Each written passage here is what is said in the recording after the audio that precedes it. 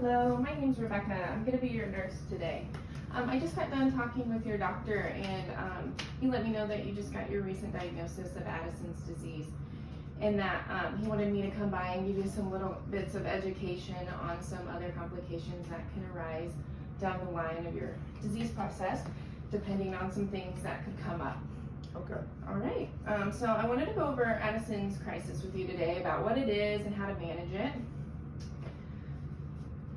So Addisonian crisis is an acute adrenal insufficiency, and that can happen with people with Addison's disease because they are taking replacement corticosteroids. And if you happen to abruptly stop taking those medications, or get an infection or an illness, or have a traumatic injury to yourself, this can cause you to go into this crisis, and it is a life-threatening emergency that you need to address very quickly because it is a very fast progressing crisis. And it can overall complicate you with your electrolyte imbalances. It can lead to shock, coma, and even death in some cases. Oh, wow. Yes. So some of the signs and symptoms I wanted to go over with you are having this fatigue and weakness, and you can see that a lot. You might be feeling dehydrated as well, and you could feel abdominal pain and have some severe nausea and vomiting. You can also kind of see some mental confusion. And sometimes when this starts progressing even worse, you can see hypotension, and that's what can lead you to that shock, and that can put you into a coma and overall end up in death. So in these cases, since this is a life-threatening emergency, we want to get to the ER as soon as possible or have our emergency plan set in place. So in the ER, we can do a complete blood panel, and that can check to see if you have any anemia, or to check and see if you have some low sodium levels, or if you have high potassium, and then that's where we can see if you have hypoglycemia. That's going to be in your blood panels.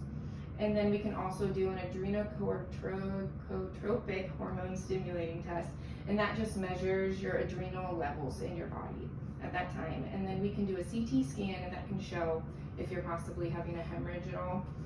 And overall, for those treatments, we want to promptly give you the corticosteroids to help replace that for you.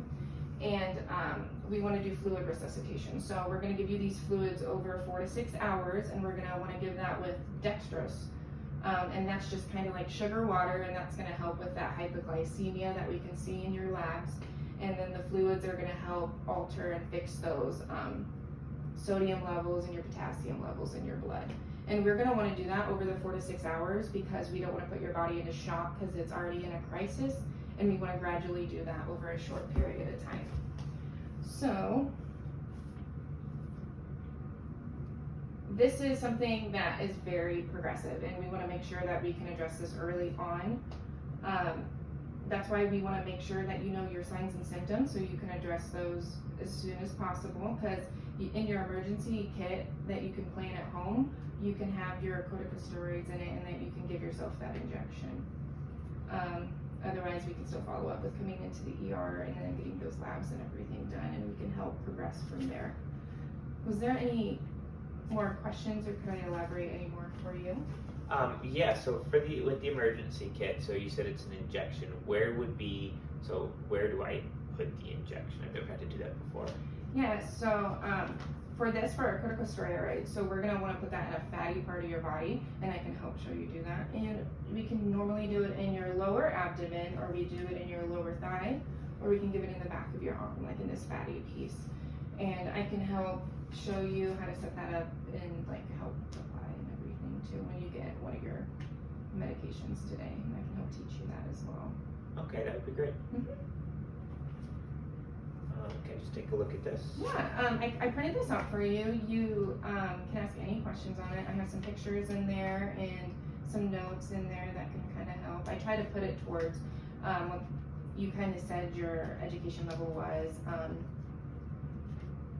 Can I have you list off maybe a couple symptoms for me that you could look out for just in case something were to arise?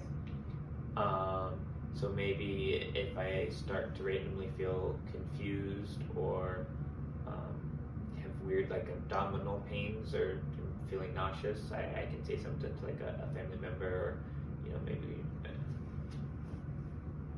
if that's correct, I guess. Yeah. Yeah. Okay. And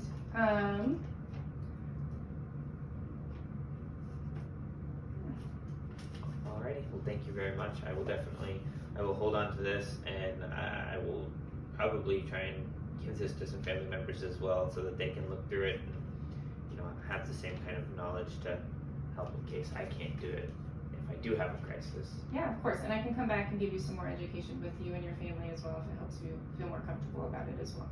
Okay. Thank you very much. Mhm.